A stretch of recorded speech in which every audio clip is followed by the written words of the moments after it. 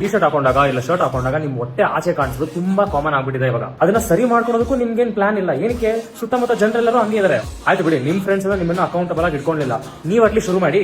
ಈ ತರ ಹೊಟ್ಟೆ ನಿಮ್ ಫ್ರೆಂಡ್ಸ್ಗೆ ಇಲ್ಲ ನಿಮ್ಗೆ ಏನಾದ್ರೂ ಕಂಡೀಷನ್ ಇದ್ರೆ ನಿಮ್ಗೋಸ್ಕರ ಟಿಪ್ಸ್ ಕೊಡ್ತಾ ಇದೀನಿ. ವಿಡಿಯೋನ ಸೇವ್ ಮಾಡ್ಕೊಳ್ಳಿ ಮತ್ತೆ ಕೊನೆ ತನಕ ನೋಡಿ. ಮೊದಲನೇದಾಗಿ ನೀವು ಕ್ಯಾಲೋರಿಕ್ ಡೆಫಿಸಿಟ್ ಡಯಟ್ ಅನ್ನೋದನ್ನ ಮಾಡಲೇಬೇಕು.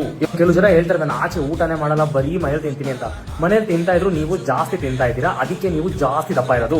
ಪೋಷನ್ ಕಂಟ್ರೋಲ್ ಅನ್ನೋದನ್ನ ಮಾಡೋದಕ್ಕೆ ಶುರು ಮಾಡಿ. ನಿಮ್ ತಟ್ಟೆಯಲ್ಲಿ ಜಾಸ್ತಿ ತರಕಾರಿ ಪಲ್ಯ ಇರಲಿ, ಪ್ರೋಟೀನ್ ಸೋರ್ಸ್ ಇರಲಿ. ಅದಾದ್ಮೇಲೆ ನೀವು ಅನ್ನ ಚಪಾತಿ ಏನೇ ಹಾಕೊಂಡ್ರು ನಡೀತದೆ. ಎರಡನೇದಾಗಿ ಈ ವಿಡಿಯೋ ನೋಡಾದ್ಮೇಲೆ ಫುಲ್ ಜೋಶ್ ಬಂದ್ಬಿಟ್ಟು ನಾಳೆಯಿಂದಾನೆ ಫುಲ್ ರನ್ನಿಂಗು ಜಾಗಿಂಗ್ ಮಾಡೋದಲ್ಲ.